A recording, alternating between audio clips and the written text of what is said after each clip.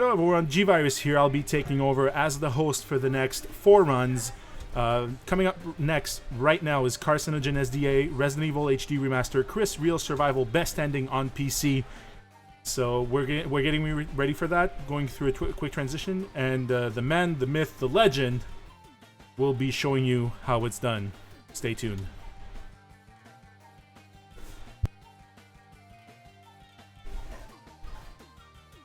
Bumper playing.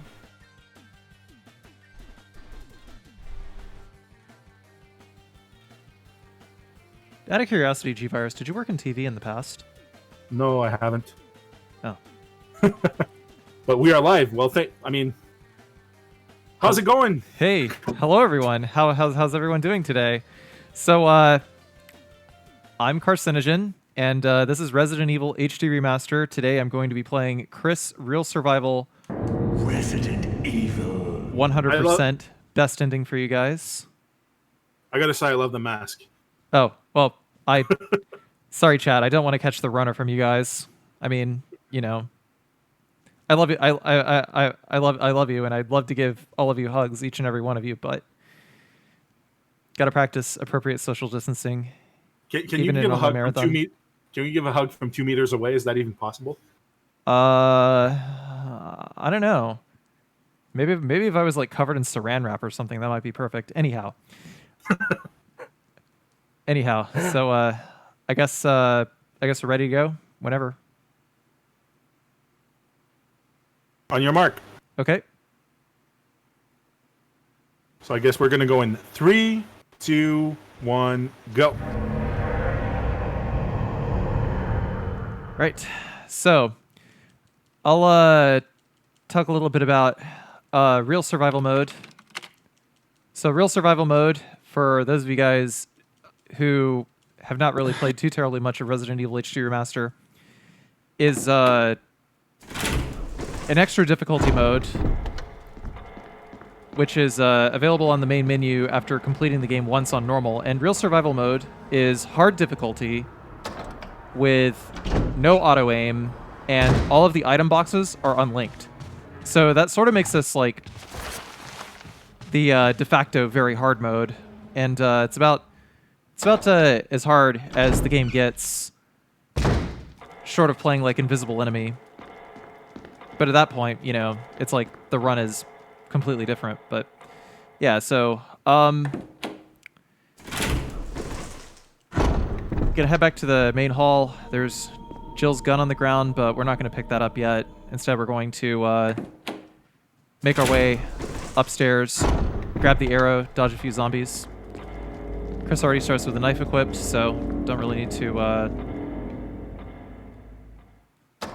worry too terribly much. He'll be okay.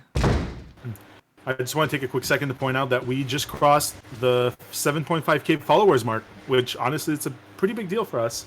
That is a big deal, actually. Congratulations, guys.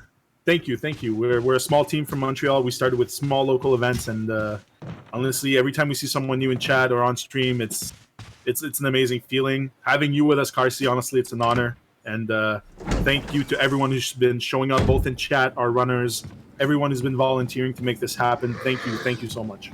Yeah, hey, no problem. This is gonna be fun. Okay, so once I got the arrow, we're gonna juke this guy out and head to the door here. So one thing that I should note is I am playing with alt controls. The only thing that the alt control scheme in Resident Evil HD Remaster does is it changes the orientation of the left analog stick. So normally, you know, you'd push up to move forward, left to turn left, and right to turn right, back to just like backstop. But when you hit alt controls, then it's only D-pad that has like the default tank controls, and instead it changes these controls so that you can move in whatever direction you want. And you know, I basically shift between using the regular controls and the tank controls. Anyway, so once we're over here, we have to head towards the right side of this little walkway here, so that the zombie in the left side of the graveyard here doesn't aggro. I think he's like proximity trigger to aggro, but we have to hope and pray that the other zombie that we saw when we came in isn't going to block us on the way out.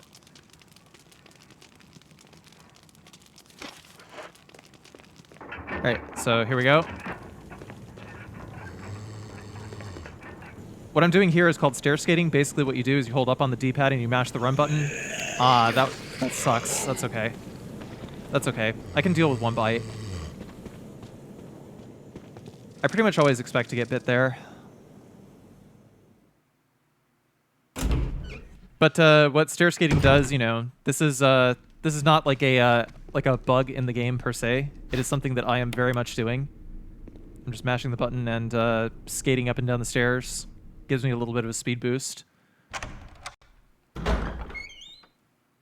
So over the course of the run, that could save like up to 2 minutes. Pretty important.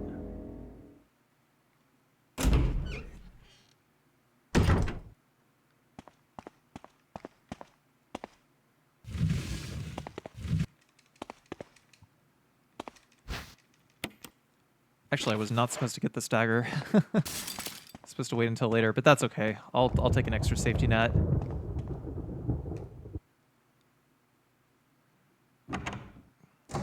I decided to run with a slightly safer route with Elder Crimson Head when we fight Elder Crimson Head later. But for now, let me know when we've got. Is this a good time for donations right now? Yeah, for now.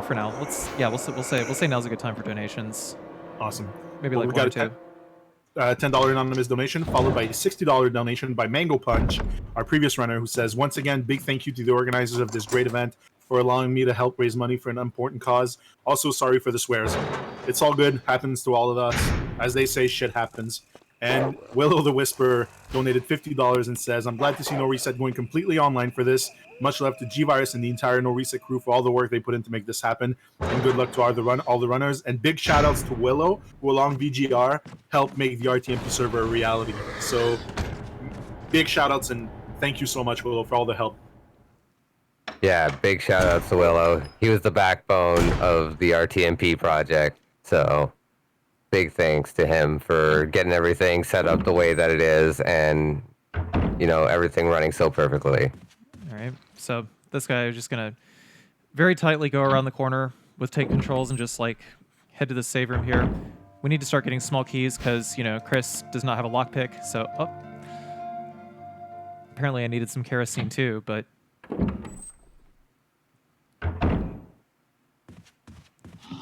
yeah, over here I'm just using tank, skating up the stairs, and then when I hit the corner, hopefully get him to lunge, and he did.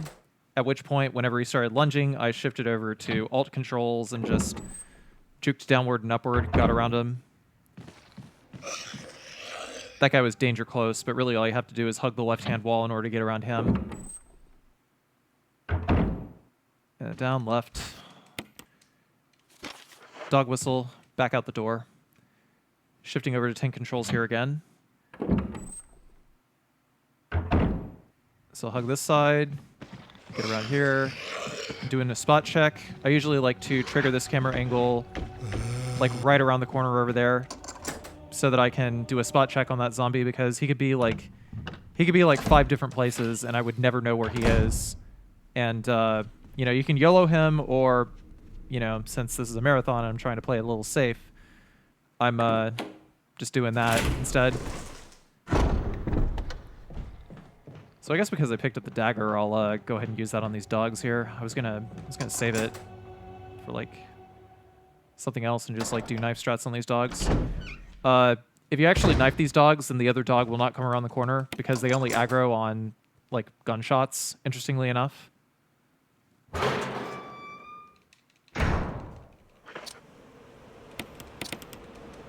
Alright, so I'm gonna back it up.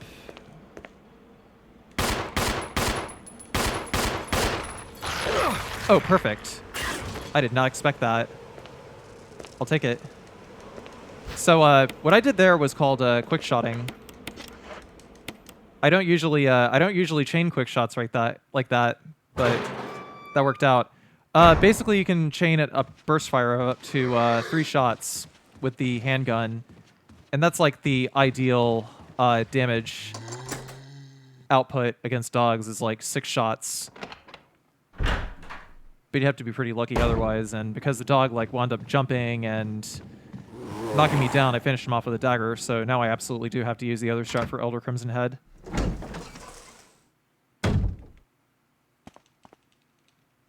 Also, that zombie I dodged, I'm going to dodge him again later. I'll talk a little bit more about him later. But for now, we're actually coming up to one of the big run killers in a second. The murder hall.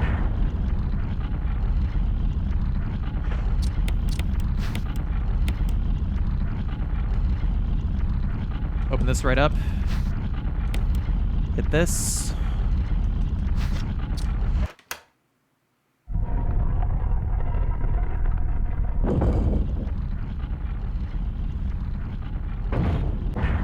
Up, to the left and down.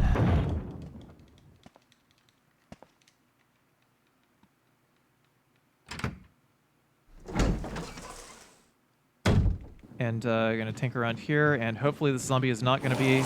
Ooh! Oh, wow! I actually really lucked out over here. Because normally when that zombie blocks that part of the hallway, I have a very difficult time trying to get him to, like, lunge at me. Like, that's about all you can do, is just get him to lunge and hope that you get around him before the Crimson Head smacks you in the back. But that was actually really clean. That was amazing. Okay, so next up I'm going to initiate the serum sequence. I guess we got time for, like, one donation right about now.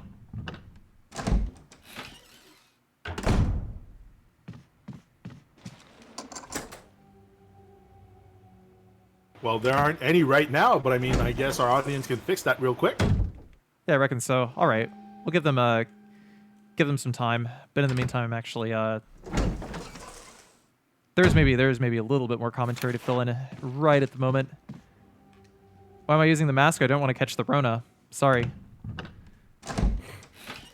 I realize I am depriving you all of my beautiful visage, but gotta stay safe. Well, those zombies don't know about social distancing, obviously. Nah. That's why we're trying to stay 2 meters away at all times from every zombie in the mansion. Well, I can only stay like 1 meter away from all the zombies. It's a little tough. Okay, so when we come around the corner here, this zombie actually has like 3-4 different ways that he can juke you, but generally you can just like run straight around him, depending on the pattern that he has. And of course, zombies only puke. If you're on the stairs, then zombies are just gonna puke. So you can just like skate right past them. Here's a serum, and then there we go.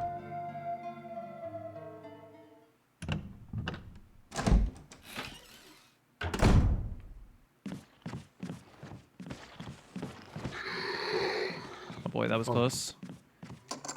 In any case, I doubt Umbrella would be the kind to follow the CDC's guideline. Nah, not especially.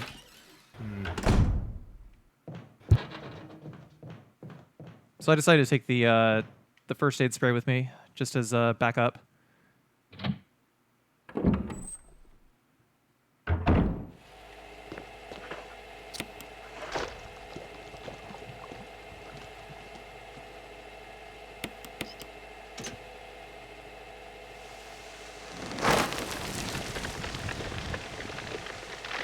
One more dono came in. Oh, one donation, yeah. Yeah. We got time for one. All right, so Meg Shooty donated $75 and says, "Let's get these donations going again," and I couldn't agree more. Well, and I mean, someone was listening because Blast Hard Cheese donated $20 and says, "Love watching your runs of everything, Carcy. Good luck on the run. Black Lives Matter. Justice for George." I absolutely agree with everything that you just said 100%. All right, so door here.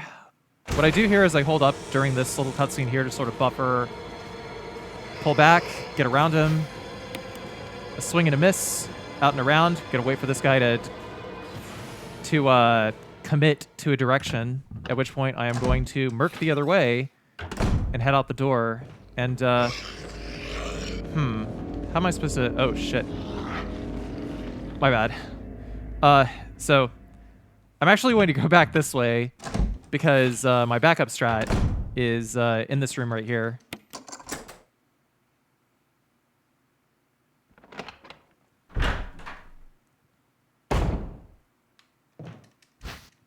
There we go. I fixed it. And after this, just going to head back out, head around, go back up to Richard, give him the serum, and yeah. Well, I'm gonna squeeze behind this one first. Do we got any more donations, or? Not yet, but I feel like they're coming. Yeah, you know, nice little calm before the storm, you know. Oh yeah. There's one thing I know is that while we're trying to limit the damage and the propagation of the T virus, one thing that we want everyone to get infected with is the donation virus. So spread it to everyone you know. Donate generously. The work we're doing here is important and urgent. So thank you to everyone who's donated. If you have the donation virus, you should absolutely like take your mask off and just start coughing in people's faces. That will hug everyone, cough, like preferably both at the same time. And oh, speaking of which, the spread is starting. We might have our patient as not exactly patient zero, but Code Piece donated $25 and says, "Hype for a weekend of Resident Evil, and what wonderful host to help raise money for a very important cause. Good luck, Carcinogen, on the run." Cheers. Oh no. That's okay. Well, except I'm in caution now. That could have gone a lot better. So because I grabbed that grenade from downstairs, this zombie that is normally at the statue over here, the blue gemstone statue, is going to be right by the door this time. So I'm trying not to hit the L button whenever I get grabbed.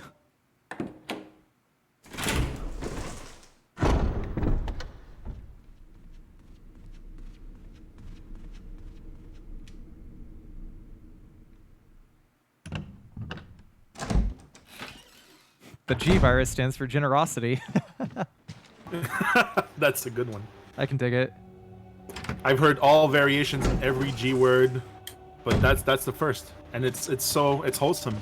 Warms my heart. Thank you. I appreciate that. All right. So coming around the corner is this dude. I haven't really figured out a way to get around him except bait out the lunge. Might be a little safer to take the stair there, but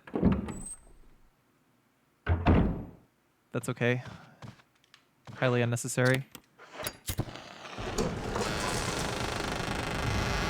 What direction is this guy gonna go? Okay, so he's going left, which means that we have the optimal way to get out, but I just I don't know, I got caught on that zombie for a moment there, but there we are.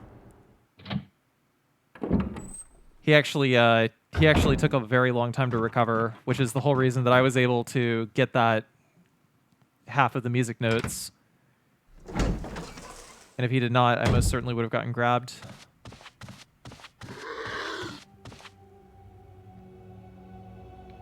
We do have another donation that came in. Go for it. So we got the infamous nerd who donated $10 and says, "Good Carcy with the run." I am pretty sure luck was missing from that, so I'm guessing good luck, Carcy, with the run. I'm sure you're going to kill it. Of course you will. And Chris Redfield donated $2 and said, "No more police brutality." I agree, Chris Redfield. Thank you, infamous nerd.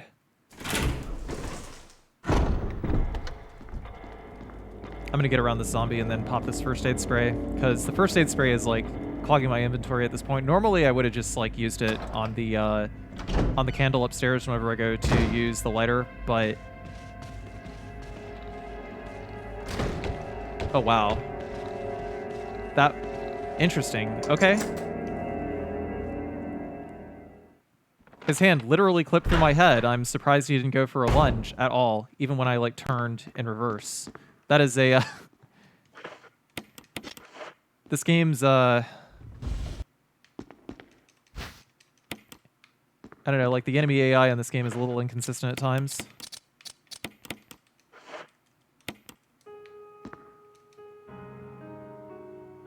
At least the donations are consistent because they keep coming in. Hell yeah. So, gonna hold down, get around the zombie. Let's hear another. All right. Well, Journeyman donated $20 and he says, Happy to help a great cause. Let's hope this is the first step towards some real progress. Looking forward to the rest of the marathon. Big thanks to the NoReset crew and runners for donating your time and expertise. Well, I mean, thank you everyone who's donating, all the runners, because without you, there's no marathon. I mean, all of you, each and every single one of you, are so much more than the sum of all your parts, and it creates something beautiful, and we're forever grateful for it. Thank you. And Nico MKW donated $25 as well and says, well, shoot, I got it. Guess my bank account is not going to love me. Oh. I mean, I guess the bank would love you for transaction fees that goes with the donation on your end. I don't know who you were with, but I mean, trust me, the banks always gets their due one way or another. Come on, give us a lunge. Okay. Well, I was bound to get bit there anyway. All right, cool. No big deal. Yeah, you might want to find some hand sanitizer somewhere at this point. Yeah. Things are not looking good for our hero right now.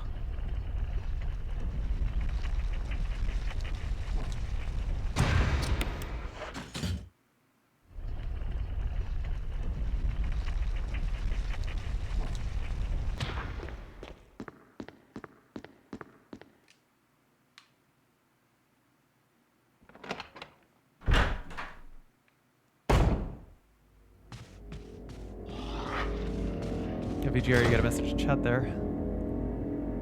Yeah, I'm reading it right now.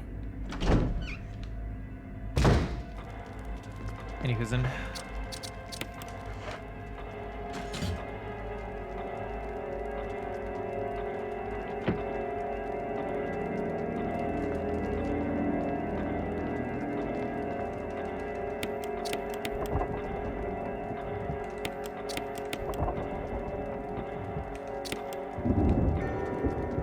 So I haven't really heard too terribly much about the Bail Project up to this point. Can we talk a little bit about the charity? Level Best covered it extensively, but so he set the bar pretty high, but I'll try to convey it as well as he did. Okay. So basically, the Bail Project is an organization that seeks to fund the cost of bail for protesters who get unfairly arrested during all the protests. And as Level Best was explaining, whenever someone posts bail, when they go through the whole court proceedings and everything, and they get to the end of it, the money that was paid for the bail goes back to either the person or the organization that paid for it. So as Level Best put it earlier, you're not just helping potentially one person, but it's money that goes back into the system, helping more and more people with each and every single case that they're able to resolve. So it's very important work. I mean, there's been way too much injustice within the whole legal system regarding, and we're not just talking about the protests. You know, there's a lot of bias towards people of color in the justice system, and that's a fact. As uncomfortable as it is, because the word justice itself means equality and fair treatment for everyone.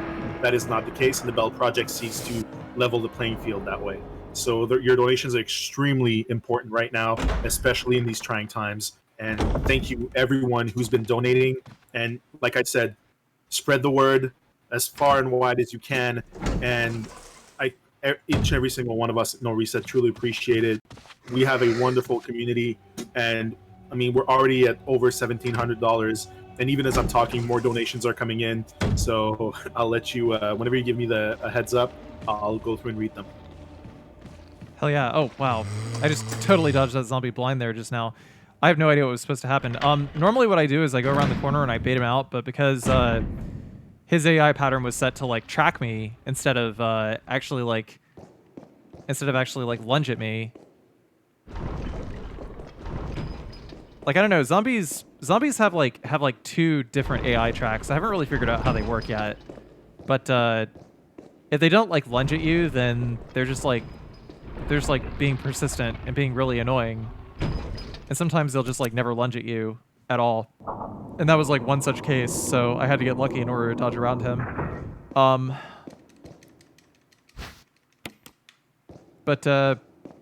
Yeah, so the snake is totally free as Chris. Like, all I had to do is just grab the mask and squeeze to the snake's left and leave.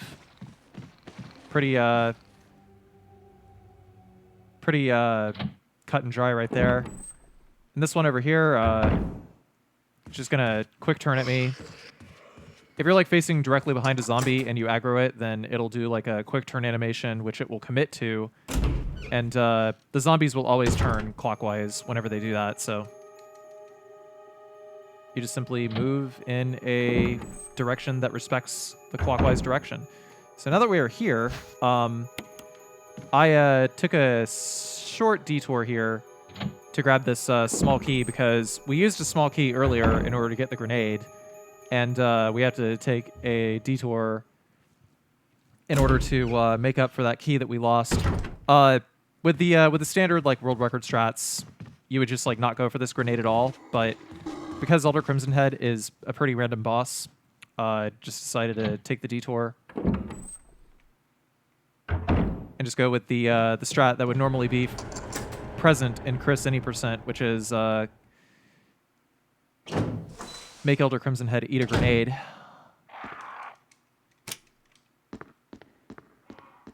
That seems like a fairly reasonable diet for a zombie. Yeah, I think that all zombies should be grenade fed. Yeah. I mean, Chris Redfield is 100% of your daily grenade intake if you're a zombie. And I mean, we have time. Yeah, go ahead. Every so often it's Jill Valentine as well. But you know, That's right. That is right. free range grenade fed zombies. All right, so yeah, we're coming up on the boss here. So I'm gonna take a minute with these masks, but the strategy here,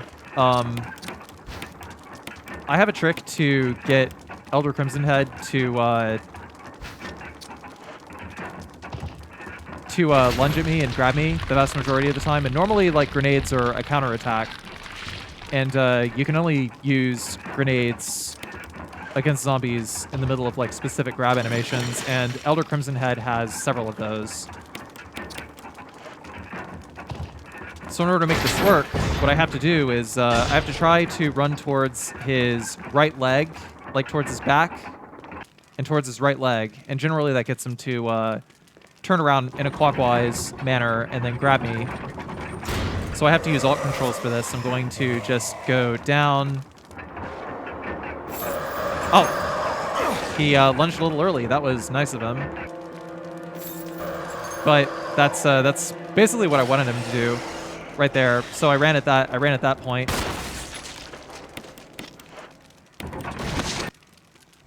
He kind of took me by surprise there, because he lunged early. I wasn't expecting that. So because I was trying to run around him and set up for the actual like lunge, he kind of blindsided me. It is not very often that happens.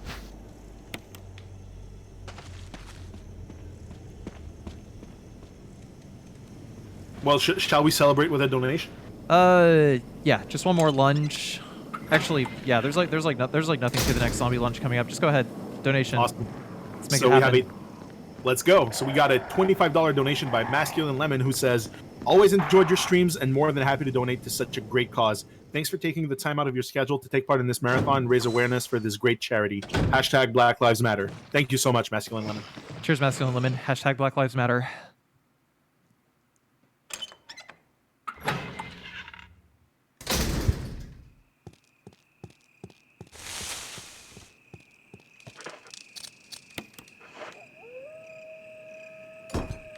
So we'll hit that there, and then after that, we're gonna make our way down to the cabin. I usually like to grab this this flash grenade so that I have a backup plan against a zombie that is next to impossible to dodge in the guardhouse. Like I usually like to have backup plans that don't involve me getting bit. So it's going to be a thing.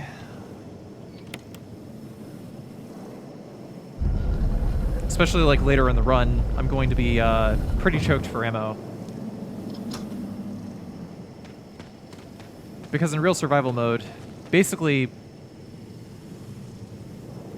by having like all of these supplies in like out of the way places and just like not being able to backtrack so much, it adds an extra layer of risk. A lot fewer ways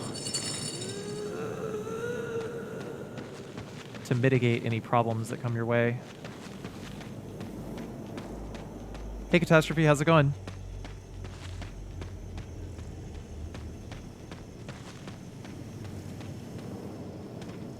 One thing that I love about this event being online and everything, and it's something that I've mentioned before, is that we get people from all around the globe to join in, right? And we had a runner from Germany, one from Australia, one from Wales. We have people in the United States, Canada, and to see everyone just come together, to make this happen.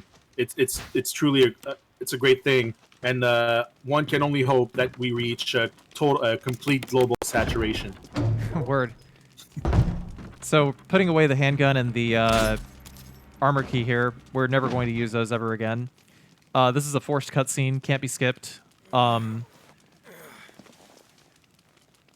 Lisa's going to be rolling up on us in a moment, and I'm holding up on the D-pad to just like walk forward whenever we start.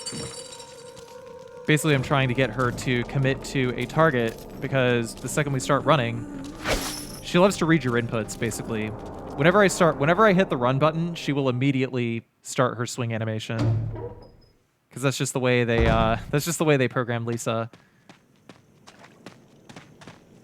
She's one of the trickier enemies to dodge in this game, just specifically because of that reason. She just likes to read your button inputs. So you have to be able to know the angle and know exactly what Lisa is going to commit to before you do anything else. You're tearing me apart, Lisa.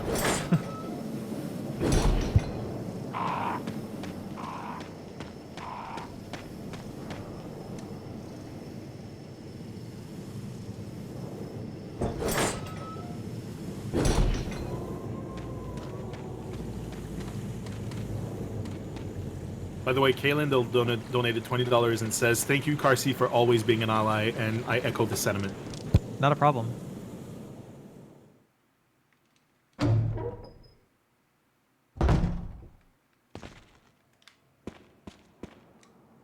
So we're headed right down, out the door.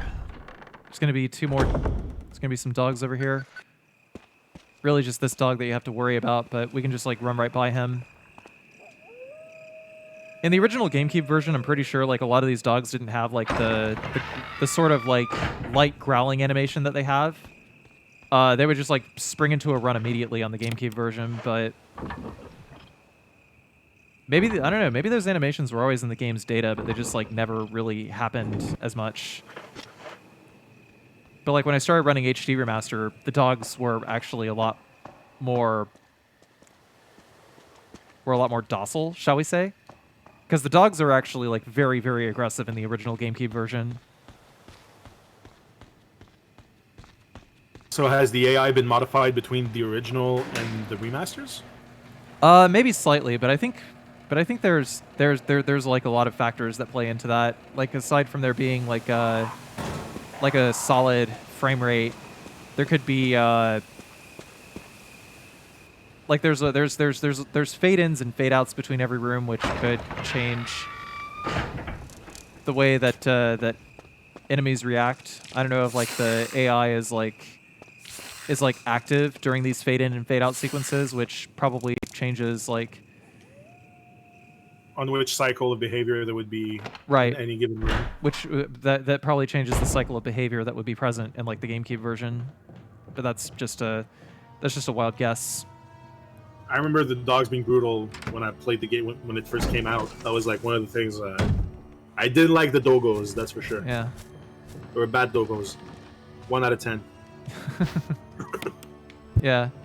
So the spiders here, yeah. One of my favorite things about Resident Evil 1 Remake, like full disclosure, this is my favorite Resident Evil game, straight up. One of the reasons that I love this game so much is like you can play both games, and it's like playing Resident Evil 1 just sort of enhances the experience because the remake actively works to subvert your expectations based on if you played the first game or not. So things like the dog bashing in through the window in the original Resident Evil, it won't do it the first time around. It would do it like on the way back. Spiders in this room, nobody would have ever expected like a camera angle going into that area where suddenly there's like a spider like right behind you.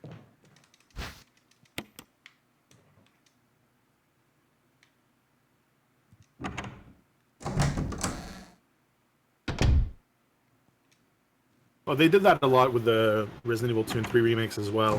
Yeah. I mean, I remember in the RPD when I was going up the stairs where the save room is, I was expecting Nemesis to smash through that window. Never happened. I was hoping he would, but... The save room upstairs in Resident Evil 2 Remake? No, it's the one downstairs with the staircase that leads to the shower room upstairs. Staircase that leads to the shower. Oh, there, the west side. Yeah, okay. Yeah, the west side. And then, because in the original Resident Evil 3, he smashes through that window, and then... So you kind of play... I haven't played the original, kind of played either against you or kind of heightened the tension in a way, because your expectations were... They're playing with them, right? Yeah. So that's something that I really enjoyed. That's also one of the strong tools that they have in their assets when they're building those remakes, is that it's not just nostalgia, it's also like the past experience and the expectation you have according to your knowledge of the original content versus what's going to happen in the remake.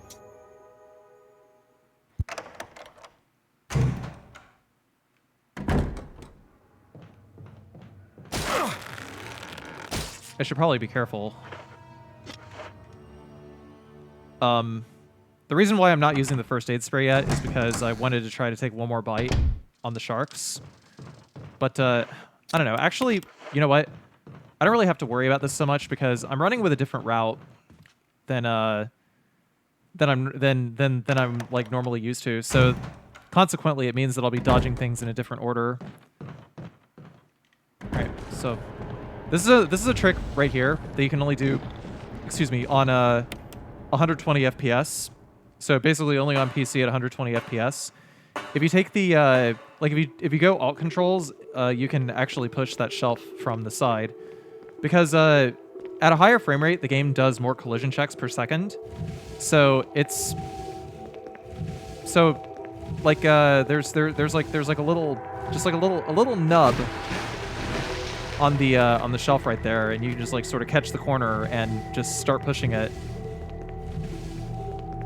And I guess it, I don't know, maybe it just doesn't do like the check where you're actually pushing nothing as often. By the way, while Chris is working out, do we have time for 2 donations? Yeah, we got time for 1 for now. All right, so we got David TKI who donated $50 and says, "My little donation isn't nearly enough, but hopefully with enough time and pressure, we can make the world better. Black Lives Matter." Thank you so much, David. Truly appreciate it. You're a trooper. Hell yeah, David TKI. So, in chat, David is asking, speaking of nubs, how would a nub like myself get into speedrunning this? Apart from just doing it, which is something I love to do. Well, are you talking about this game specifically or another game? Sure, he's talking about the RE1 remake. Perhaps this one. Well, what I would recommend, I'll get into that in just a moment. So talk about this section here. What I like to do is I like to... Oh, okay. It kind of got me a little early, which means that they're going to take a while before they can actually like attack again. So I can actually go ahead and cut across here and head directly to the door. Take the shorter running route. I do have it on GCN, not the PC remaster.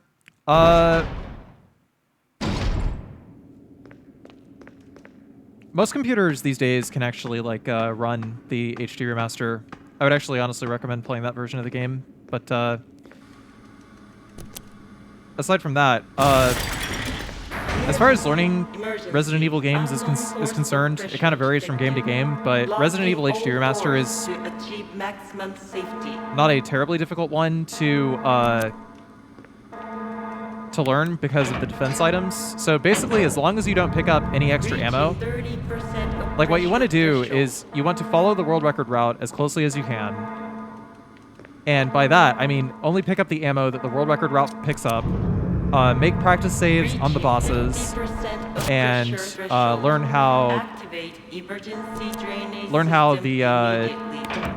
the world record does it, and then as far as like dodging the zombies, which is kind of the big hang up, you're going to have to organically sort of learn the dodges as you go along, and just like, you know, just sort of focus on dodging one zombie, then dodging another, and if you mess it up, then that's okay, because you have defense items, you have health items, so just keep one in your inventory or something like that at all times, and just pop the pop the first aid spray if your inventory is full in order to get it out of your inventory, because first aid sprays are significantly easier to eliminate from your inventory than bullets. The only Resident Evil game where that is like not true that I can think of off the top of my head is Resident Evil 1 Remake, or Resident Evil 1 Original, I'm sorry. Resident Evil 1 Original, you can't do that. Because like, unless you've taken a bite, then the first aid spray is just going to clog up your inventory. So, yeah, just don't worry about taking bites.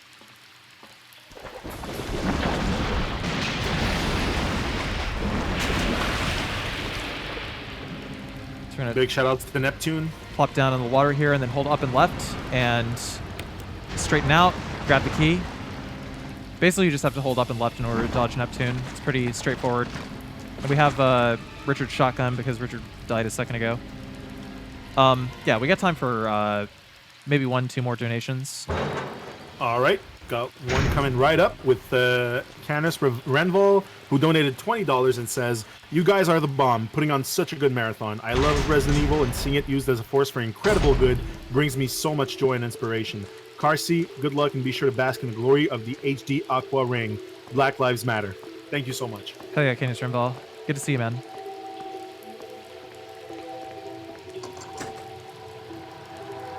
Can we get some chat for Richard, please?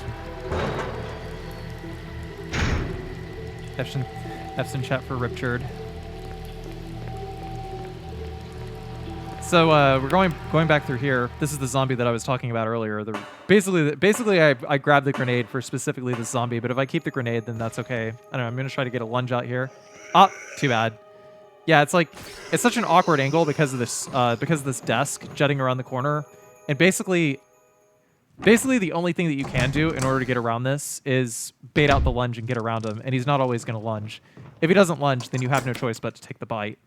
And I don't like taking that bite because 2 bites equals caution equals slower foot speed, so I'm not going for that.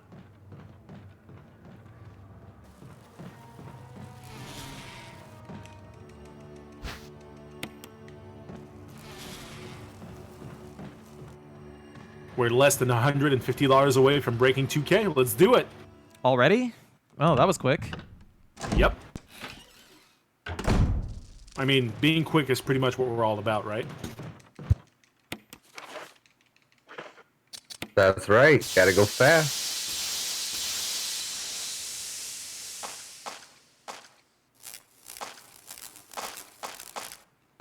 So these bees over here, is like probably one of the like biggest instances of like RNG time loss, where like literally nothing is your fault. Like you'll either save a second, you'll lose a second. Basically, it all comes down to how fast the gas kills the bees. But it's just like it just takes forever for it to happen sometimes, because the bees are always like flying around in circles. You know, they got like different rotational values whenever you enter the room. This, that, and the other. Not the bees! No!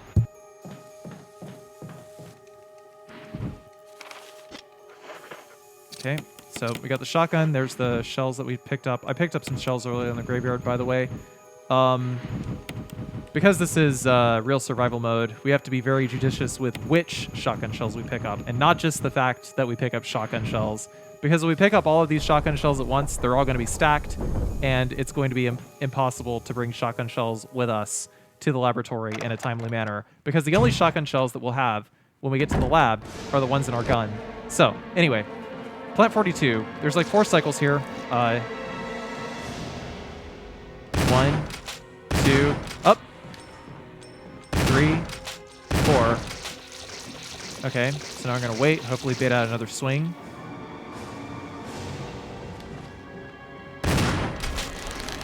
Oh, wow. He actually, 5 shots. Interesting.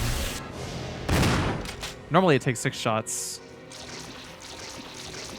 It's never happened before, or just this doesn't happen usually?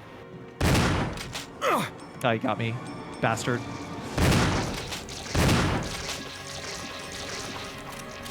Okay, I actually messed up here, so... Hang on. Probably gonna have to take an extra cycle here.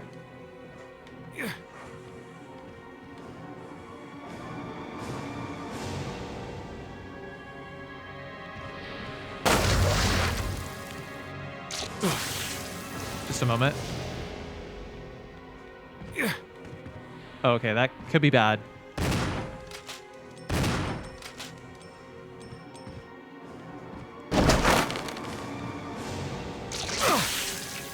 Okay, this is scary. Okay. I probably should have stayed on the upper floor. At 120 FPS, Plant 42 becomes extra random when you come down here. Basically, the game gets a lot harder at 120 FPS, interestingly enough. What you're supposed to do is on the last cycle, you're supposed to go downstairs, go next to the helmet key, and finish him off on the 4th cycle. But I messed up the timing because I wasn't sure if the pedals were open or not. I couldn't see.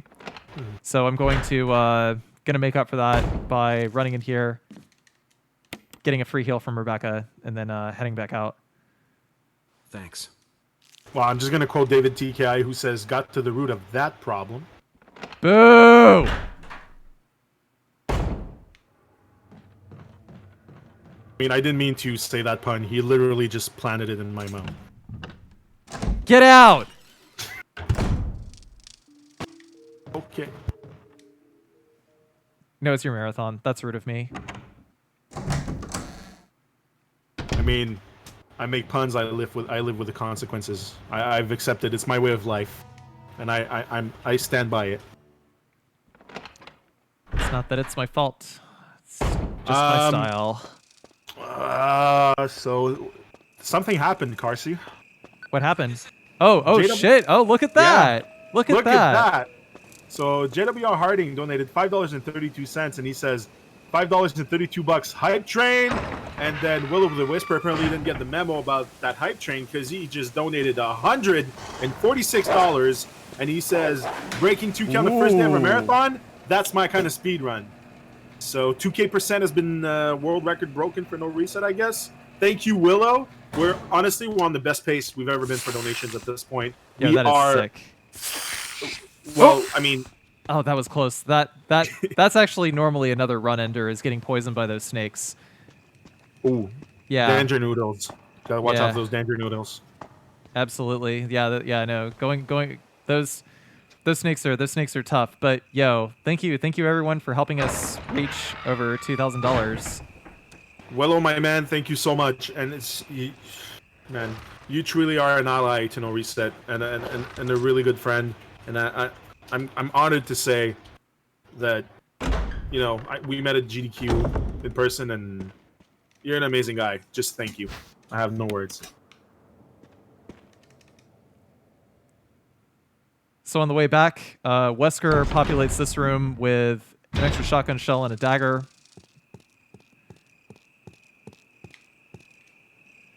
Going to use this to our advantage. So now we're headed down. There's the hunter, and this is different.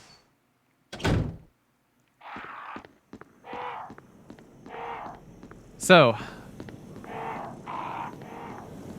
this is a different route that actually was developed by a Japanese speedrunner named Harima. And it's actually used in Pessimism's current world record for this category. Normally in Chris Real Survival Best Ending, you have to take quite a few extra trips to the item box. Well, really just one extra trip to the item box in order to be able to pick up the Eagle Medal, the Wolf Medal, and the shotgun. But juggling this around, we actually put the placement of the item box a little bit closer to where we are, and we don't have to go out of our way so much in order to go get it.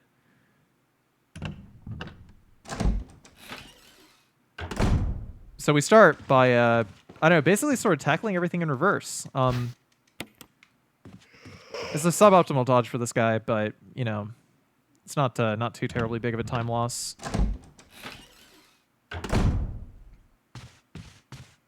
So going around, grab the jewel box, and then we're going to head upstairs and open the jewel box.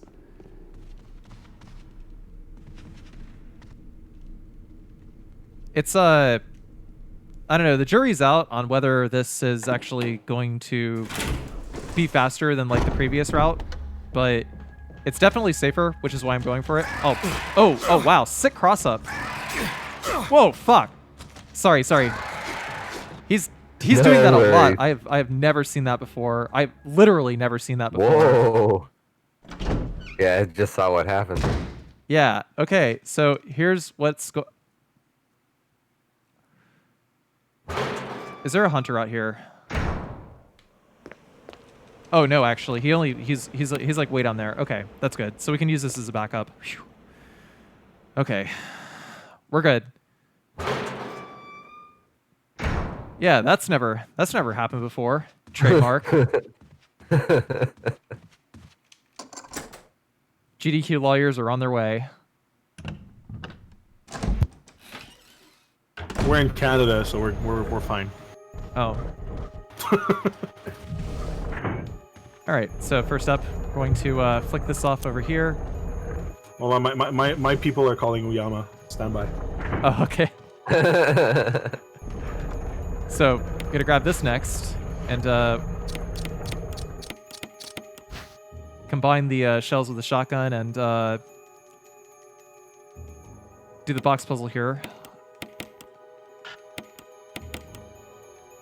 Basically, a lot of stuff gets shuffled around. The jury is out to lunch on whether this would actually be faster than like the current route. But in door skip, I don't know, I could see it absolutely being faster in the door skip category. There is a door skip mod for this game, by the way. Okay, left, up, left, up, there we go. So if you just like climb up there and then you hit left, up, and maybe left one more time, then you'll get the yellow gem while the hawk is looking right at you. Interesting. Yep. And then next up here, I'm just sort of jiggling the stick up and right, get around the Crimson Head, and make our way up to the snake.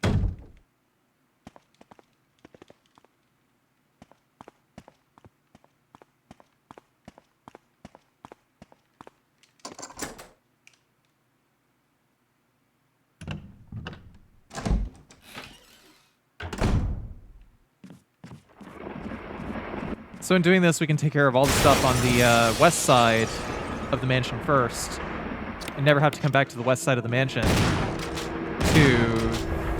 at the third, and head back, 4, 5, go ladder.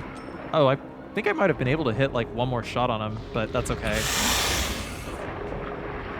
Up there, and 1, 2, 3.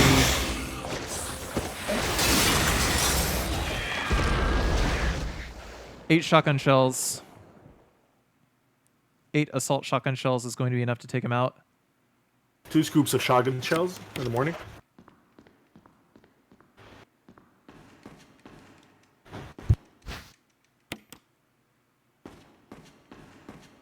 There's a blue book over here.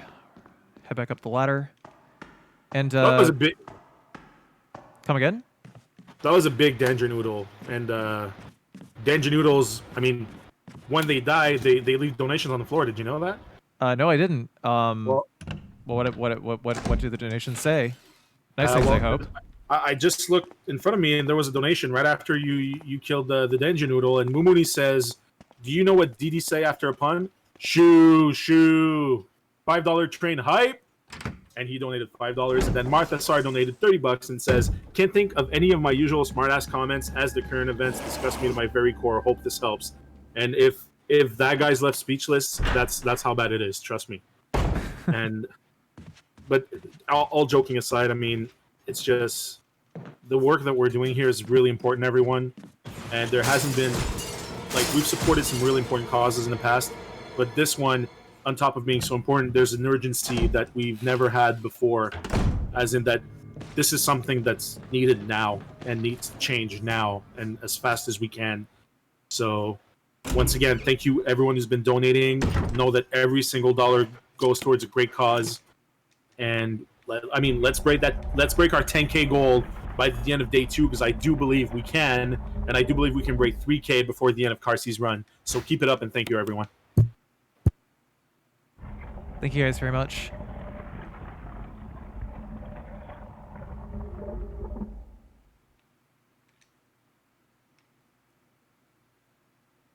Is that a blue eyes white tiger? Blue and yellow eye white tiger. Oh damn. So, yeah, I went past those 2 hunters. We won't be dealing with them anymore. And got the Mo disc, which is one of the things that is necessary to rescue Jill in the laboratory later. And let's see. So after this, we're going to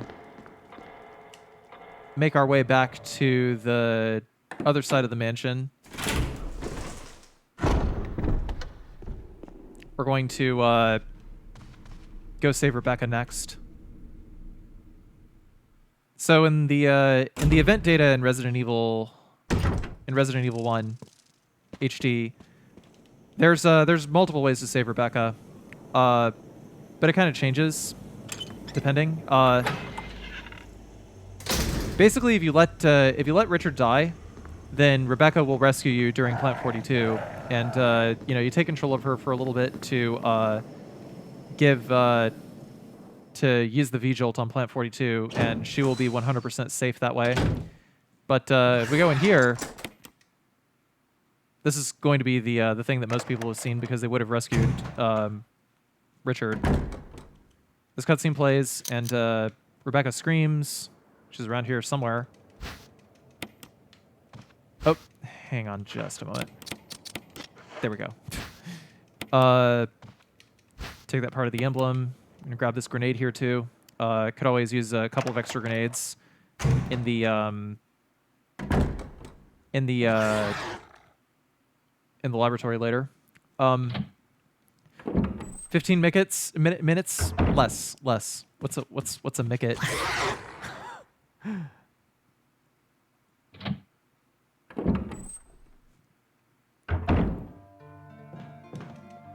So gonna drop this, 2, 3, and I'm gonna take this first aid spray here too. Another backup strat. Coming out here, I'm gonna equip the shotgun and take out this guy. 15 mechits.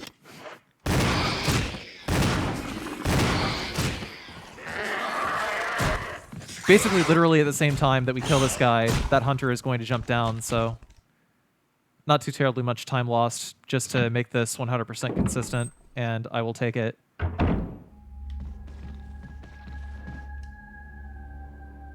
Well, the donations are 100% consistent, that's for sure, because they keep coming. Yeah.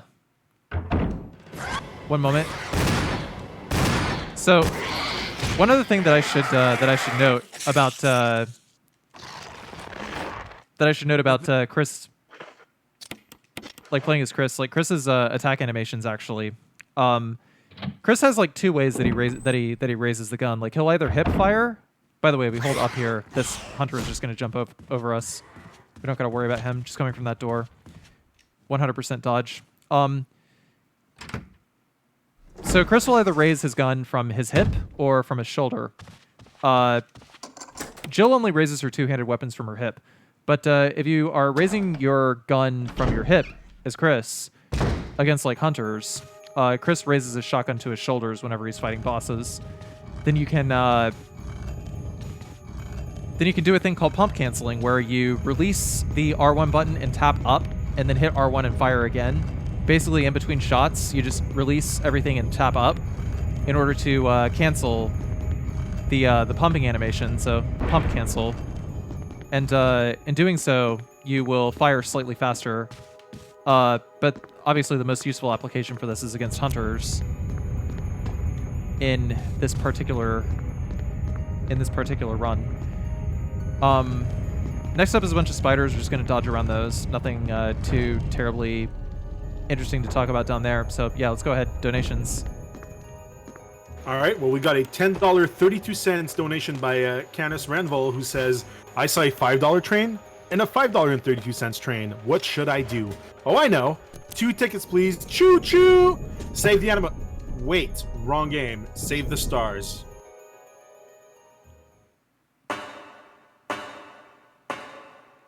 Well, this time it most certainly is Save the Stars. Because we are saving both Rebecca and Jill. These spiders over here, you know, we can just skate right by them. It's no big deal. Around here, there's going to be these 2 zombies. Going to back up, try to bait out the dodge. But he's tracking right now, which means they're probably going to lunge to the side. Like that. Oh, wow. All right, that's... bit sketchy. Oh, all right. That was not bad, not bad.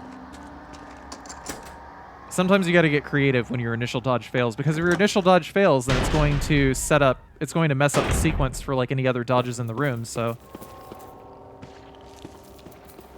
and sometimes it's just straight up not your fault. So what can you do? Very tough to flowchart it out.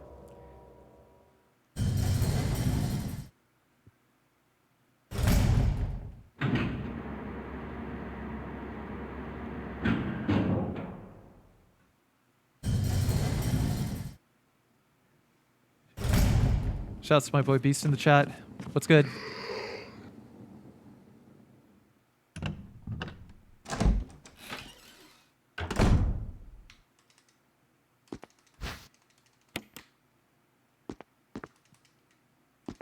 So we got some shotgun shells, 1 more hand grenade, and battery. Now that we got that, we are done with Mansion 2, and Mansion 3 is going to be very short as well. So all we have to do is piece out of here and head into the catacombs next.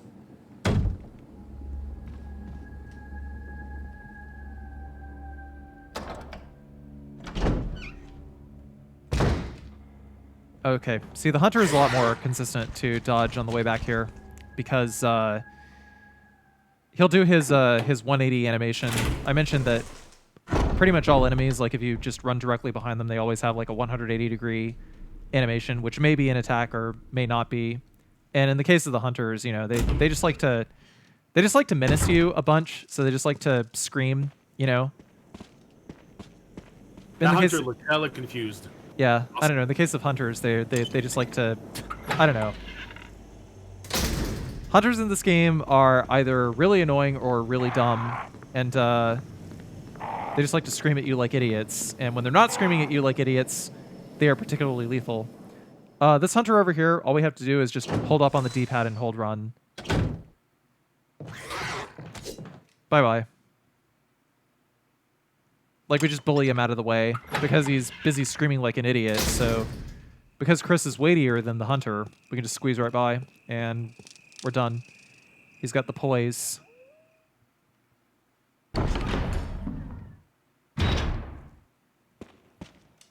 No need to grab those shotgun shells yet. We'll grab those on the way back. One thing about dodging the dogs here is, if you like pay attention, like you can see how the dog is like getting ready to pounce before he moves. Like he sort of has like a, you know, like I see you, I'm getting ready to start running. I'm angry. I'm pissed off. But he can like pivot his head, and based on where he pivots his head, you can tell exactly where he's going to go, and consequently, whether he's going to rotate clockwise or counterclockwise. And that's like your best defense against dogs, is to basically just outmaneuver them. These snakes can bite you, poison you. If you're poisoned, then you're in permanent caution limp until you can heal the poison.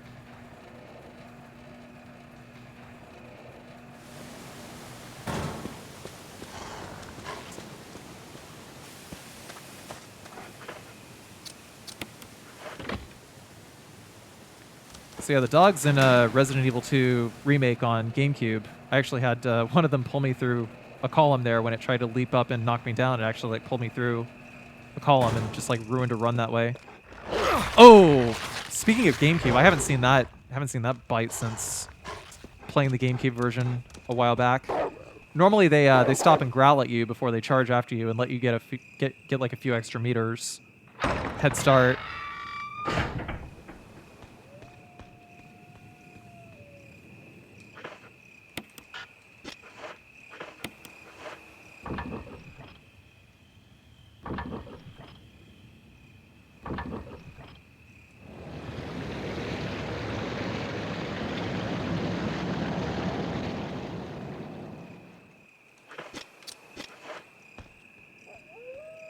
This game came out on GameCube before it came out on PC.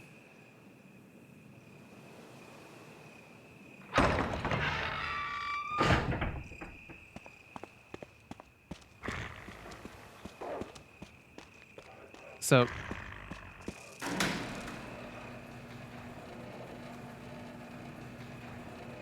let's see what else is up.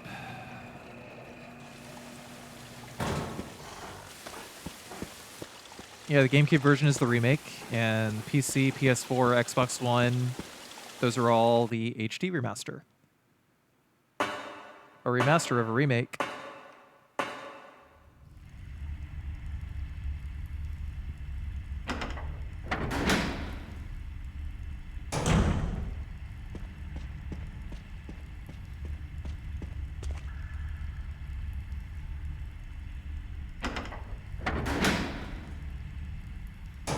Oh, I accidentally said RE2 remake? Oh, shoot, my bad. I meant to say RE1 remake. It's probably because I've been saying RE2 remake so much lately that I just, like, I don't know. I have a very bad propensity to mince my words. And accidentally say one thing whenever I meant to say another thing. Okay, so this hunter, again, he's just gonna scream like an idiot, and we're already a mile away from him.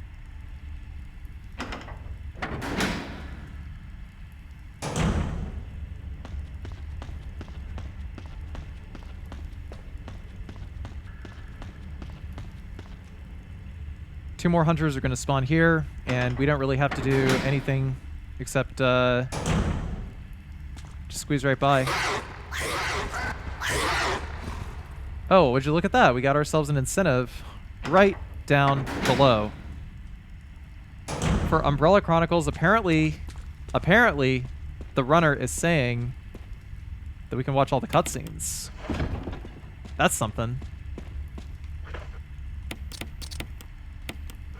Late night movie time. Late night movie time. What time is the Umbrella Chronicles run here? It's 4 a.m. 4 a.m. All right, all right. Or early morning, depending on, you know, where you stand. Yeah, you know, we got our it's not only movie time, but we got our Saturday morning cartoons as well. You know what I mean? Yeah, exactly. I mean, I grew up on Resident Evil morning cartoons. That was my jam. Resident Evil morning cartoons. Damn, I wish I grew up in Canada. Well, you know, it comes with a healthcare system and whatnot. Oh, please stop! You're making my mouth water. Anyway, so we're going in through this door over here. We got Black Tiger. We got the flamethrower.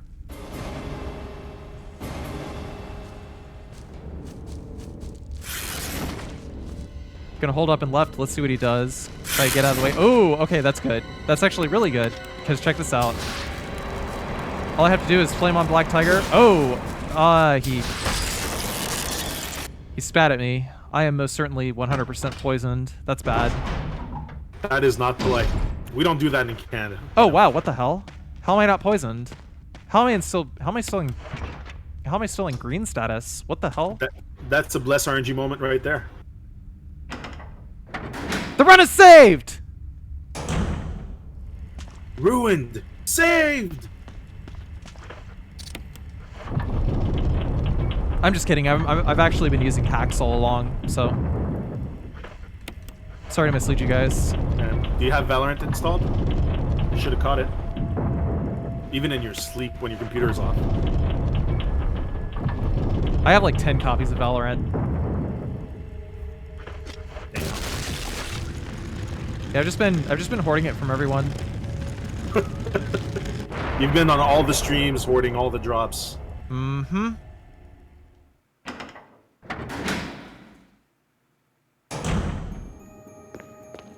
That's the mask is to hide the shame, right? Yeah.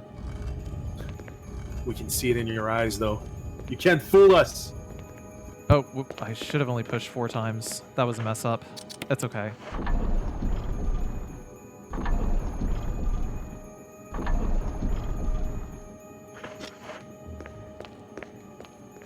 I'll take the blame for it. It's all good. Yeah. We got time for another donation. Since I killed Black Tiger, there's no commentary to be made upon returning to that room, so Black Tiger just bought us some time for more donations. All right. Well, I invite the fine people on Twitch to step up and donate, so I can read donations. I mean, I can read the previous donations if you want me to read a donation, but that would kind of defeat the purpose now, wouldn't it? Well, we could shout out the charity instead. That works too. That is a great idea, Carcy. Yeah, so the Bail Project is a non-profit organization designed to combat mass incarceration by disrupting the money bail system one person at a time. How does that work exactly? I believe you mentioned a little something about that earlier, G-Virus. Well, basically, the way it works is that when someone posts bail for any sort of accusation, once they've gone through the whole legal proceedings, that money goes back to the person or the organization who posted bail, who paid for it, basically. So the money that you're donating towards the Bail Project doesn't ultimately help. 1, 2, it helps a lot of people because those people, the people that they help, they're not criminals. They're just people who who basically, Been wrongly valued. accused. Yes, they were abused because they were simply exerting their right of free speech and the right to demonstrate and protest. And so those people are getting arrested because they're trying to shut them up. They're trying to take away their voice, which is ultimately their strongest weapon, especially when everyone comes together. And in doing so, the Bail Project helps a lot of people, especially with everything that's been going on right now. Their work is more important than ever. A donation to the Bail Project is a donation for free speech. That is correct. Couldn't have put it better myself. So, and basically, what they say, we believe that paying bail for someone in need is an act of resistance against a system that criminalizes race and poverty, and an act of solidarity with local communities and movements for decarceration. Over the next few years, the Bail Project will open dozens of sites in high-need jurisdiction with the goal of paying bail for tens of thousands of low-income Americans, all while collecting stories and data that prove money bail is not necessary to ensure people return to court. We won't stop until meaningful change is achieved and the presumption of innocence is no longer for sale. So they're not just working to treat the problem, they're working to solve it at its source. So ultimately, they're a driving force for change. They're not just trying to post bail for people. They're ultimately working so that the bail system just disappears entirely.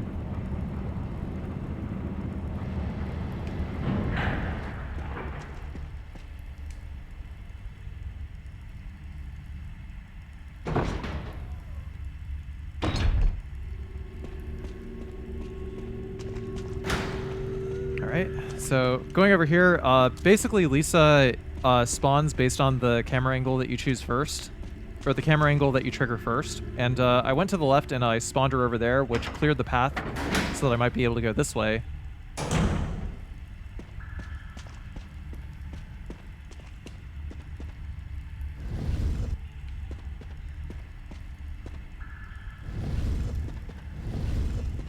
Precisely what Shokushu said. Free speech is being able to say what you think and not be arrested for it. And that is what this is all about.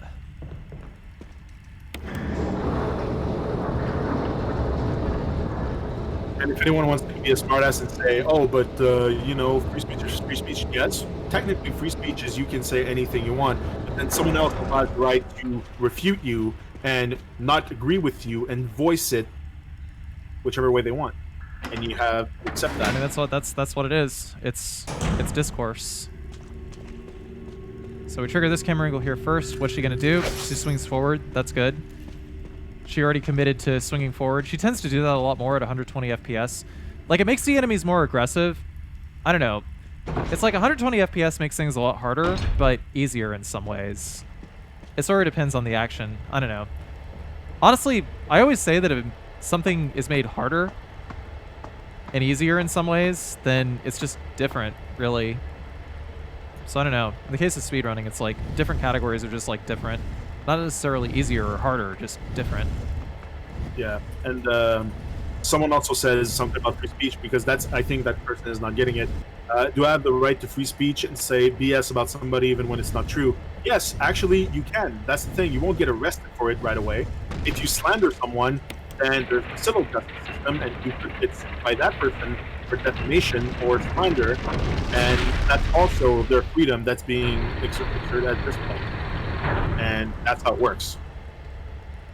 Free speech does not mean free of consequence, but it does mean that you are not de facto arrested or shot on sight for saying whatever it is you're advocating for.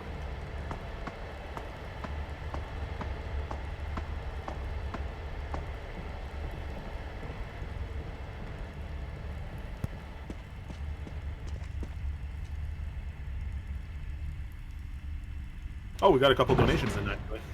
Word. Just one more thing, though. Yeah, go ahead. So, we're going to put Lisa right next to this lever here. She's going to swing forward, and we got to wait a second in order for her to lower her arms. Because if we run too fast, then she will actually catch us on the come down whenever she's done with that swing. Because her active damage frames actually stretch quite a bit. Lisa is very, very trolly that way. And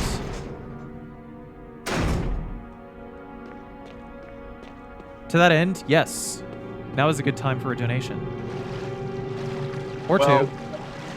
Well, how about 3? We got a $10 donation. Hell yes. Right, who says, here's some reading, can be bought in all good libraries. We have Zombie Monkey 31 who says, abolish cash bail, justice for George Floyd and Breonna Taylor, hashtag Black Lives Matter. Right there with you, brother. And Epi35 donated $20.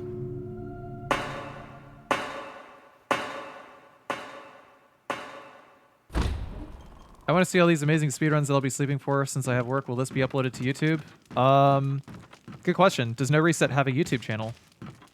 Actually, we do. If you go on youtube.com/NoResetSpeedrun, you can find all our VODs that we archive. I believe usually give us like a good 72 hours after the end of an event, and all the VODs are first created on Twitch and then uploaded to YouTube as well.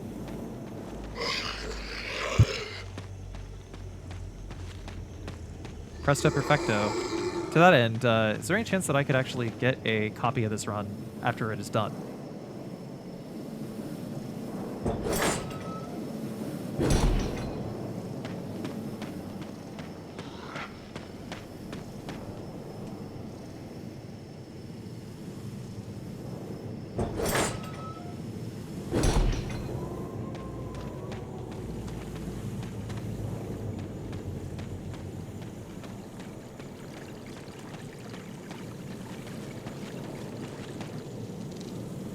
Hell.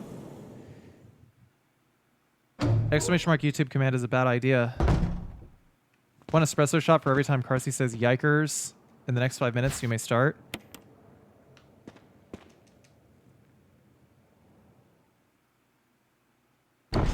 Well, I said yikers once, but Now you just did again. I sure did.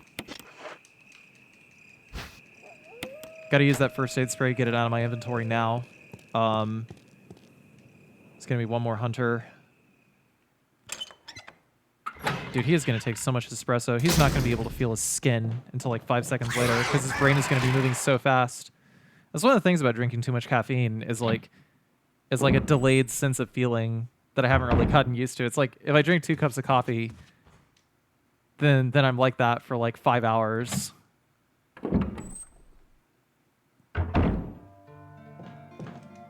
All right, let's see here. 1, 2, and I was supposed to open this up.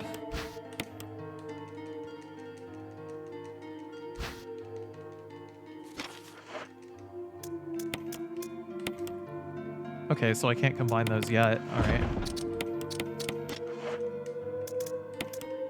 Probably might be better to keep that in my inventory next time. I'll remember that.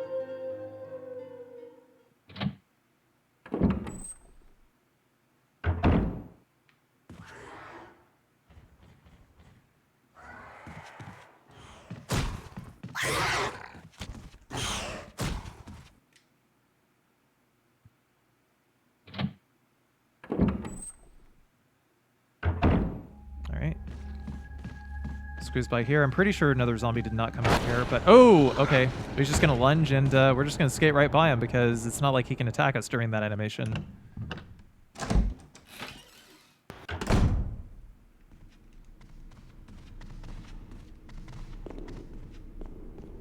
Paul's pretty safe. Should be good for a donation real quick. Yes, we are. Awesome. So we got a $10 donation from Code Piece who says, does every Resident Evil game have an underground lab? Black Lives Matter. And Roderick donated $5 and says, donating towards an amazing cause. Love what you all are doing. Love. Keep it up. Thank you very much. Cheers, Roderps.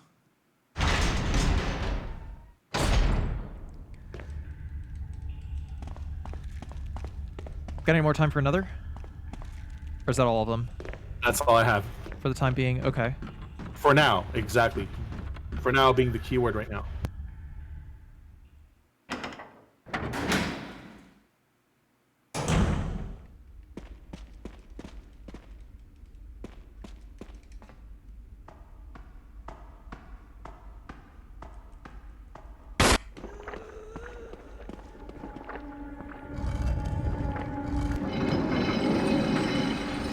Alright, so we have enough time to be able to take down these two. And what's Lisa gonna do next? Get her to jump over here, okay. So I guess Wesker's gonna aggro her. Damn, I should experiment with that later. I didn't expect her to jump over there so quickly as soon as I, like, went over by the sarcophagus.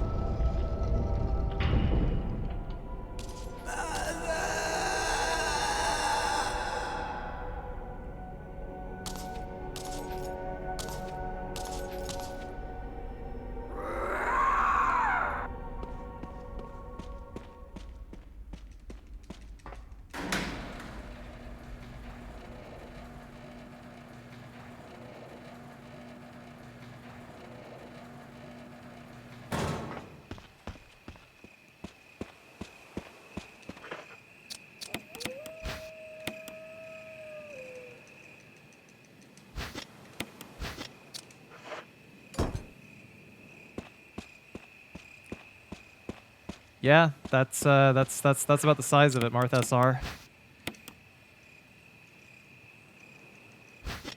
So hey chat, what's your favorite Resident Evil game?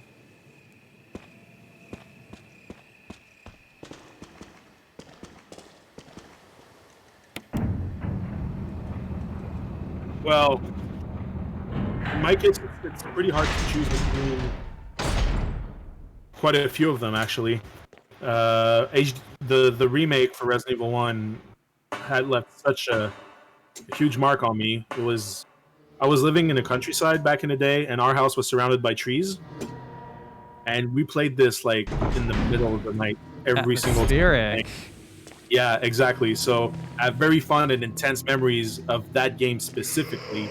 Although Resident Evil 2 I played, and 3 was the first one I completed on my own.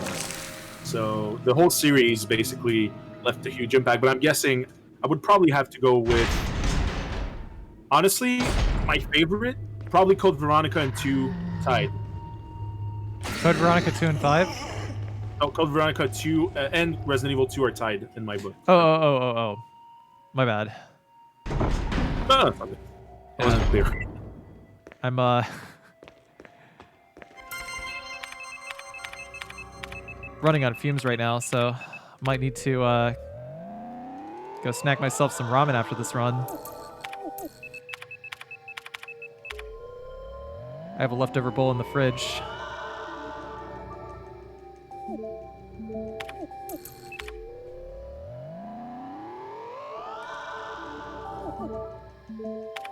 Oh yeah, by the way, here's a little Easter egg. Wait for it. If you type in the code from the original game.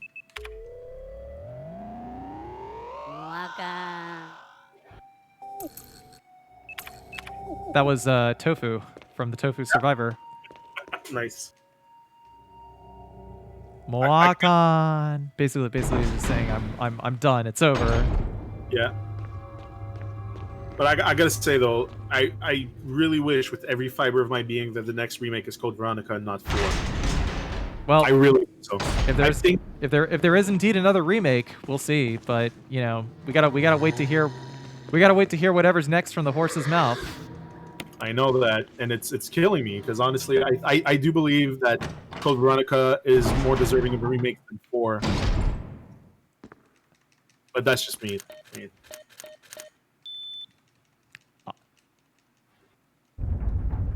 Honestly, here's a pretty hot take here. I think they're both deserving of a remake, but I'm still in. More so, in my opinion. Code Veronica. I was about to say like Code Veronica would definitely probably needs a remake more than 4 though first. Yep. Because I think that Code Veronica, being a product at the time, definitely needs an update. I think that it would actually make for a great remake, honestly, Code Veronica.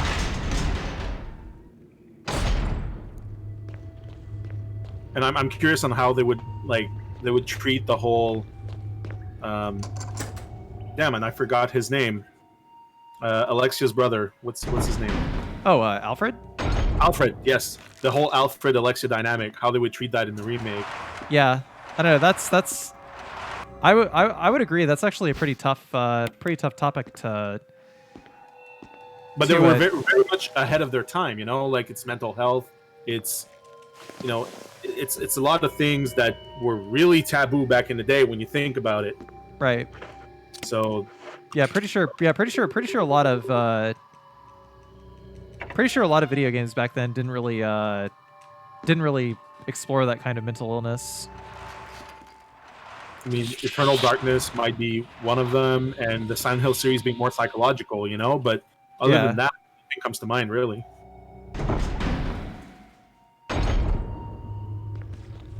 Yeah, exactly. Pinkie Pie style, like the cross-dressing freak comment, they probably would edit that out and change it somewhat. Right. Like, there's not really much they can do about that. They probably don't even need to keep it, honestly. Oh, they can just toss it out. Because yeah, I mean, of course, the context. It's like, I don't know. I feel like a lot of writing in video games has become a lot more self-aware, and so have the characters in video games.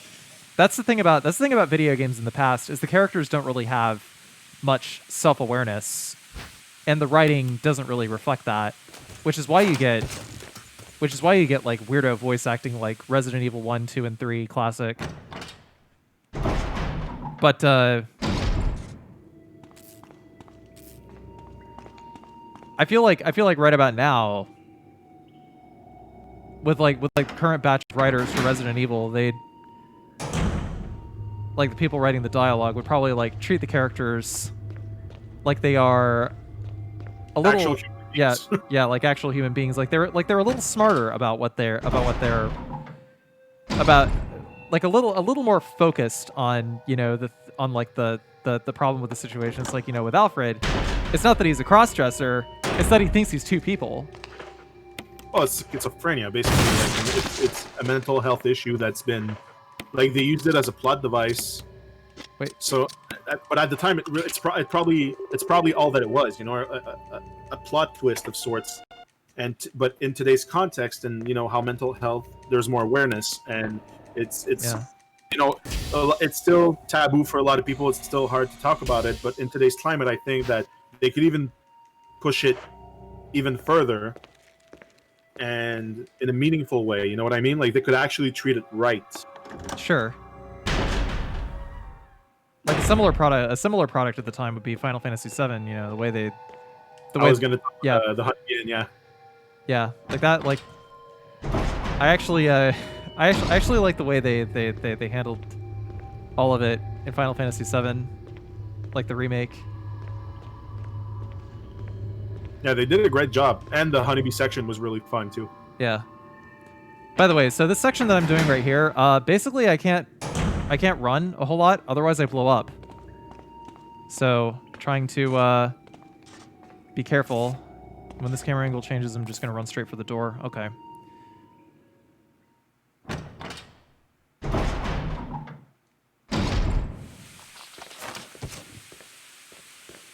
So I'm learning like 2 steps. Oh, uh-oh. Gotta walk a little more. Let the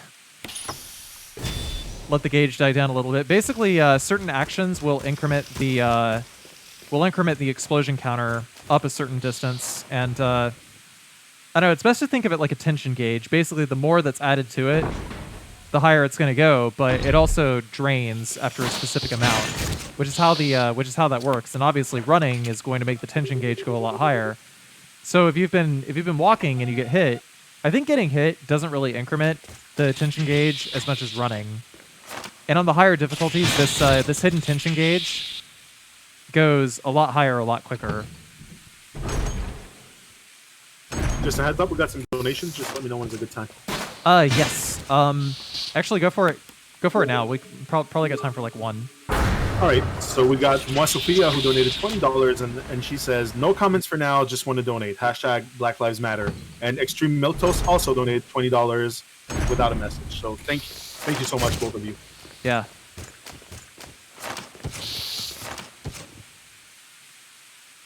Cheers, Pooses. Anyway, yeah, we got time for one more if there is another. That's what I had. Oh, okay, that's everything. Got it. Once again, for now. For now. For now. So because we came to the laboratory with only our shotgun in tow with 10 shotgun shells, we have to source these shotgun shells, and that means we have to take a detour to the tune of 2 rooms in order to get 18 shotgun shells requisite for the final fight with the Super Tyrant.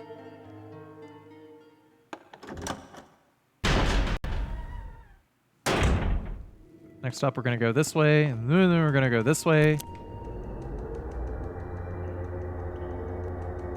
Rebecca's going to come back through. We already used all the modiscs in order to free up Jill.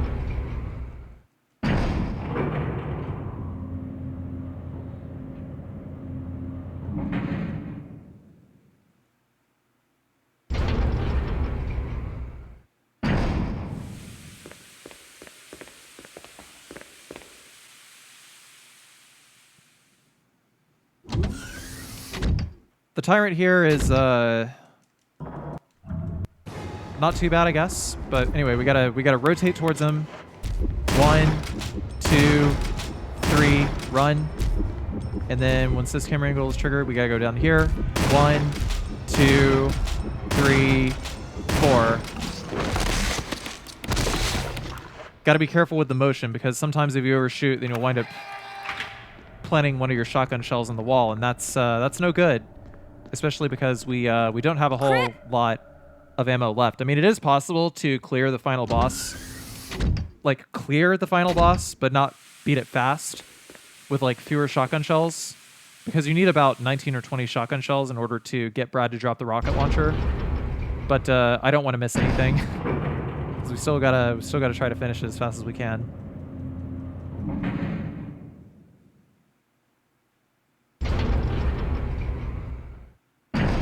Chris? Yeah, so coming out here, these dudes are gonna bust out.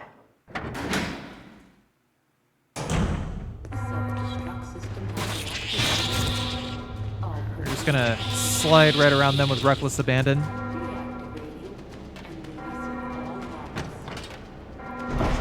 Then we're gonna rescue Jill on our way out.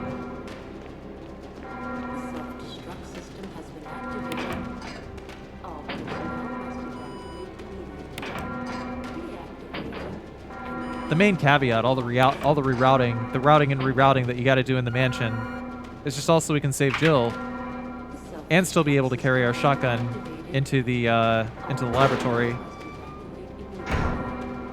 The name of the insect in this game, they're called chimeras. Basically, they are experiments with human zygotes, housefly DNA, and using the T-virus to fuse those things together. And they're actually, like, the way they make them is pretty disgusting. I'll leave it up to your imagination. It's very Cronenberg. Let's just say that. Yeah. T-virus probably knows what I'm talking about. Oh, no, Republic Admiral got it. He said Jeff Goldblum? Yes. Exactly. That was the reference. You got it.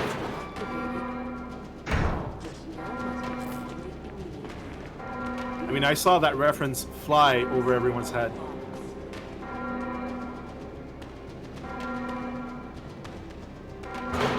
Wait, am I missing a reference here? The Fly. Oh, the Fly. Oh, I never saw the Fly, actually. So Sorry, that's basically, yes, yeah, the reference is lost on me. I should have played it off like I did. I don't know. make me look like one of the cool kids, but my bad. Fine. It's a great movie though, and I'm pretty sure that the chimeras were probably a nod to that, just like the sharks were the Jaws, and Resident Evil 1 was pretty much a melting pot of horror pop culture references. There's a lot of influences from a lot of famous franchises if you look closely enough. Yeah. Human splice with fly DNA, but the real question is how do they bring it to term? Don't answer that question. Something, teleport gone wrong, something. Sure. Science.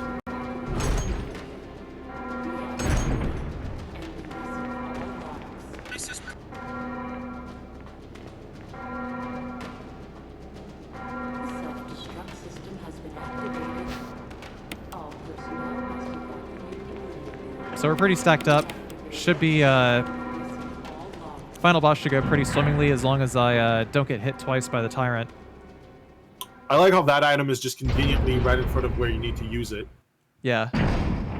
Well, I mean, the reason they put that there is so that you would be forced to have an inventory slot free for the rocket launcher. Yeah, that's true. Rather, an Just like an inventory slot free for the signal rockets in order to start the boss fight. I hear you. So that's basically what the fuse is there for, because then the countdown starts and you can't go back to the save room after that. I'm gonna go ahead and pop the FAS now because I don't want to take a chance that I don't have enough HP. So I gotta pop one shot, wait for the tyrant to attack Rebecca. 6, 7, 8, 9, 10, reload. There it is.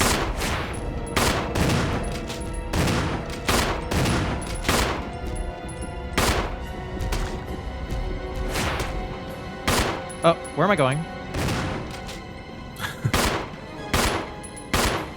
Okay.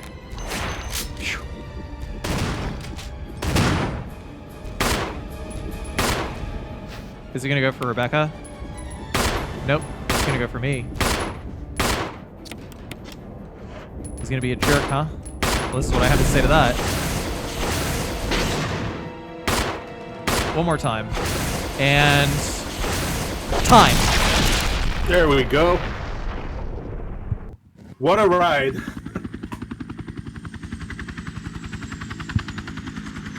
All right. GG. GG. GG, Carcy. Oh, man. We made it to $2,160 during your run. That's amazing progress, honestly. Yeah. Thank you guys so much for your contribution towards the Bale project. And thank you, Carcy, for your contribution towards the marathon, which is towards the Bell Project. Thank you so much. Not a problem. I will be back tomorrow and doing some Code Veronica for you guys. Yeah, Code Veronica, and I'm really looking forward to that. Like I said, it's one of my 2 favorite Resident Evil games, and I'm very much so looking forward to it. Can't stand Steve, but I still love the game. So, I heard that being said, yep. And although coming up next, what do we have? It's JWR Harding with Resident Evil 2 or Resident Evil 1 remake. Sorry, Resident Evil 1 remake. I caught myself that time. Resident Evil 1 remake. I believe it's Jill any percent. Was that it? Yeah, Jill any percent. He's going to be playing on the PS4. Okay. Yeah.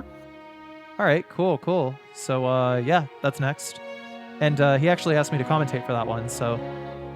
Oh well, are you sticking around for the commentary? I am. So awesome. Yeah, I mean, right, so, how much time do we have before the next thing? I'd say a good. I mean, if you need a break, we can take 10 minutes because we have a 15-minute transition. Oh, okay. All right. Cool. Then I'll just go ahead and make myself some dinner. All right. So go check out JWR Harding's run. See you guys in a bit. All right. See you in a bit. So we're gonna go to a quick break, and we'll be right back. Stay tuned.